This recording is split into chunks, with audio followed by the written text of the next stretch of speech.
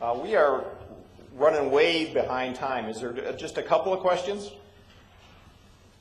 Anybody? Just quickly, sensitivity of the leak detection mechanisms that are installed now. Can someone give me an idea of how sensitive they are?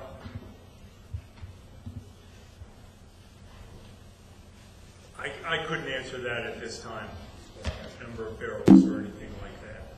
I can give you the challenge with leak detection is that because of the vertical profile of this pipeline, it goes from pressure to a condition called slack line, where it goes essentially to gravity flow. And that is difficult to measure with a lot of the current technologies that measure pressure. And particularly with oil, the oil as it goes through the pipeline has changing density profiles. And so what their program essentially what it's done is they've calculated model runs on what the pressure should look like based on this density of fluid going through there. And if it isn't that pressure when it passes one of these pressure points, then that starts to set the alarms off. But in a slackline condition, it's a difficult technological challenge. A few years ago, the companies were saying somewhere they could detect leaks of like 3% of the product moving through, somewhere in that range for liquid lines. I'd like to ask Jeff a question or two. One is... You can ask them one.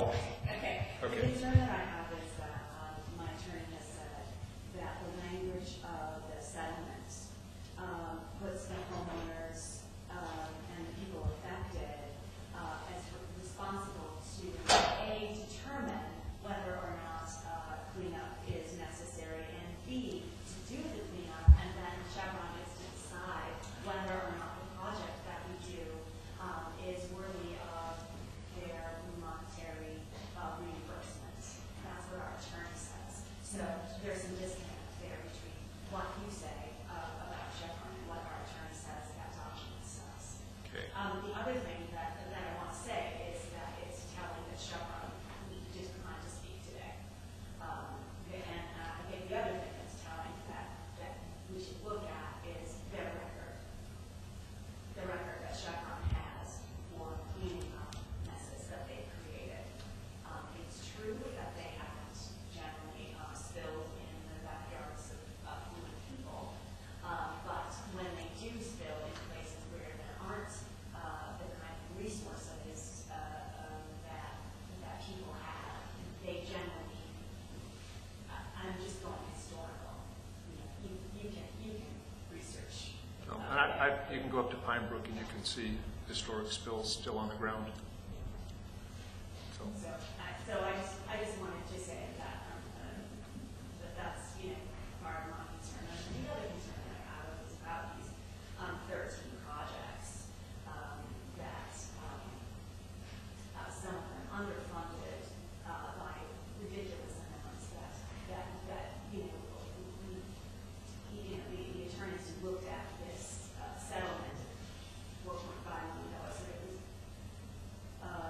They didn't say ridiculous, but they used lawyer terms like precious and words that said that it was nowhere near enough. And my concern is that those projects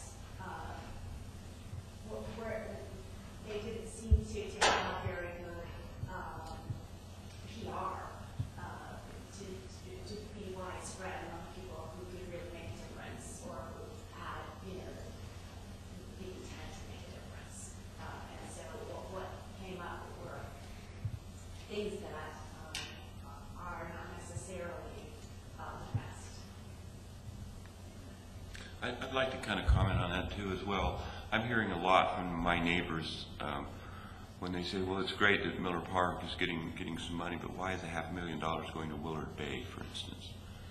And I don't know if that's one of your concerns or not, but I think I agree there's a disconnect. And I don't know if Jeff, you can answer that a little bit, because it's my understanding that some of the settlement money is to go above and beyond the actual restoration of the creek, where they're on the hook for the restoration of the creek. Again, that's what I want to, clarify, is there is the restoration requirement that is above, or is an ongoing obligation of Chevron, and Obviously, I've not had the dialogue with your attorneys, but I've had lots of dialogue with other attorneys. And the supplemental environmental projects are really not designed to restore the creek. They're designed to bring back an enhancement to the overall environment. And I think the state did go through a good process on that. There were very well-defined criteria that everybody had the opportunity to know as they applied for these projects. And it was criteria that was really set up under the terms of the settlement agreement to get these projects built in a timely manner with organizations that had the demonstrated record of being able to build them, had the lands and the rights-of-ways. All of those to make a successful project went into the criteria that was used.